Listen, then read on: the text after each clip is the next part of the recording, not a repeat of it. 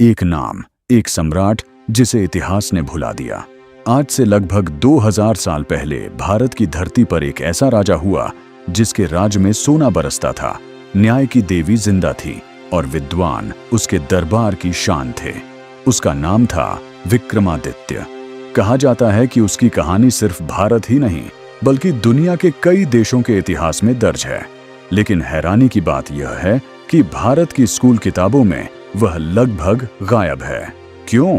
किसने मिटाया इस सम्राट को इतिहास के पन्नों से? क्या यह महज एक भूल थी या एक सोची समझी साजिश? और सबसे बड़ा सवाल, क्या मक्का की उस इमारत में आज भी विक्रमादित्य का नाम खुदा हुआ है? आज हम उसी सच्चाई की परतें उठाएंगे जो सदियों से दबी हुई है। अगर आप भारत का असली इतिहास जानना चाहते हैं, वह इतिहास जो किताबों से बाहर है, तो इस वीडियो को अंत तक देखिए।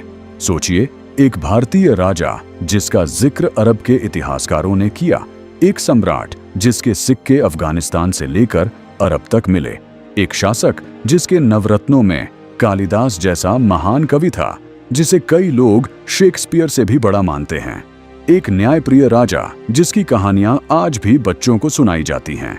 फिर भी इस राजा का कोई ठोस पुरातात्विक प्रमाण नहीं, कोई स्पष्ट शिलालेख नहीं, कोई सुनिश्चित राजधानी नहीं। यह कैसे संभव है? और अगर यह सच है तो क्या यह सब जानबूझकर किया गया था? कौन था विक्रमादित्य? विक्रमादित्य वास्तव में किसी एक व्यक्ति का नाम नहीं था, बल्कि एक उपाधि थी, एक खिताब। जैसे रोम में सीजर और फारस में शाहनशाह। भारत में विक्रमादित्य का अर्थ था सूर्य के समान पराक्रमी राजा। हालांकि इतिहासकारों का एक बड़ा वर्ग मानता है कि उज्जैन के एक राजा जो पहली सदी ईसा पूर्व के आसपास हुए, वास्तव में इस नाम से जाने जाते थे। उनकी राजधानी उज्जैनी, आज का उज्जैन, उस समय भारत का सांस्कृतिक केंद्र था। क्षिप्रा नदी के तट पर बसे इस नगर में भव्य मंदिर थे और उनके दरबार में 9 महान विद्वान नवरत्न उपस्थित रहते थे। कालिदास, वराह मिहिर, धन्वंतरी जैसे नाम उस युग की बौद्धिक ऊंचाई को दर्शाते हैं।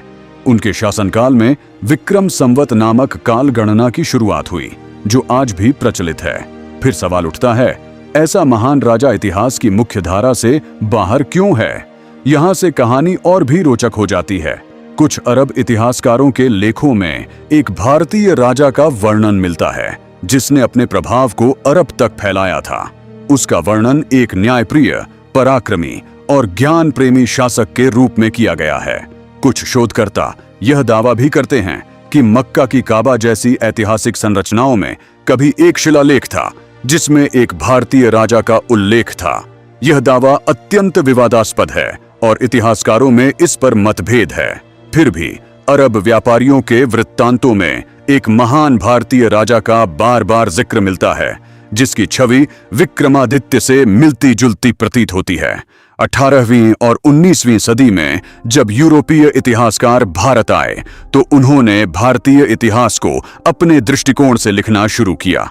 उनका मानना था कि जो बात पुरातात्विक प्रमाणों से सिद्ध नहीं होती वह इतिहास नहीं बल्कि मिथक है। इस दृष्टिकोण के कारण भारतीय इतिहास का बड़ा हिस्सा पौराणिक कथाओं में डाल दिया गया। विक्रमादित्य के साथ भी यही हुआ। उनके बारे में अधिकतर विवरण साहित्यिक ग्रंथों में थे, शिलालेखों में नहीं। इसलिए उन्हें काल्पनिक घोषित कर दिया गया। लेकिन इतिहास में ऐसे कई उदाहरण हैं जहां पहले मिथक माने गए तथ्य बाद में सच साबित हुए, जैसे ट्रॉय का नगर। तो फिर विक्रमादित्य के संदर्भ में ऐसे गंभीर प्रयास क्यों नहीं हुए? विक्रम संवत आज भी हमारे बीच मौजूद एक जीवित प्रमाण है जिसकी शुरुआत लगभग 2000 वर्ष पहले मानी जाती है। कोई भी सभ्यता किसी काल्पनिक व्यक्ति के नाम पर अपनी समय गणना नहीं चलाती।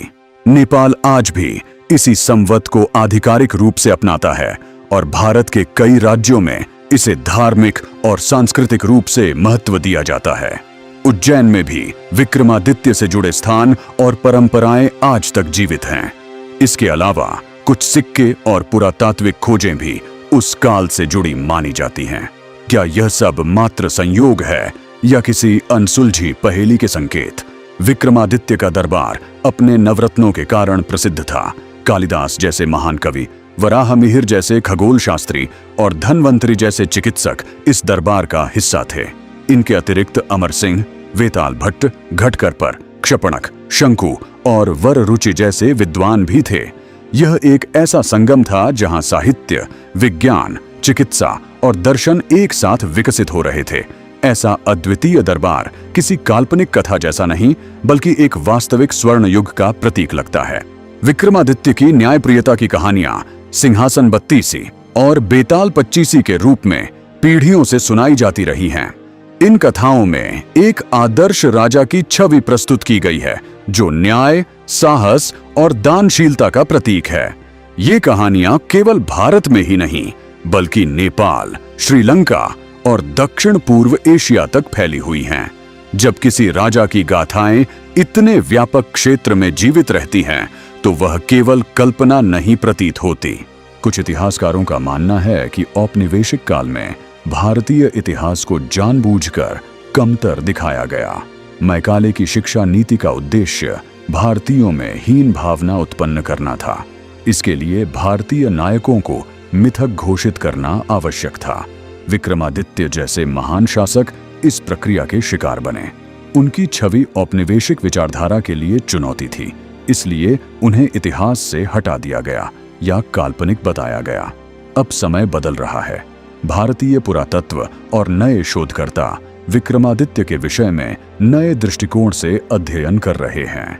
वे मानते हैं कि साहित्यिक परंपराओं को भी ऐतिहासिक स्रोत के रूप में स्वीकार किया जाना चाहिए।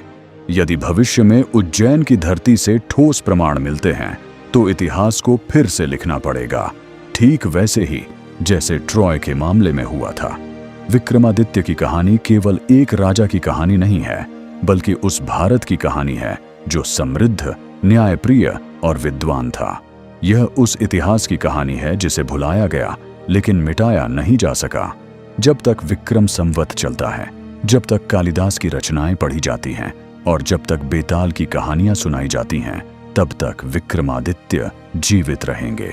अब सवाल आपसे है, क्या आप मानते हैं कि विक्रमादित्य एक वास्तविक ऐतिहासिक राजा थे या यह केवल एक मिथक है? अपनी राय कमेंट में साझा करें, वीडियो को शेयर करें और ऐसे ही अनदेखे इतिहास के लिए जुड़े रहें।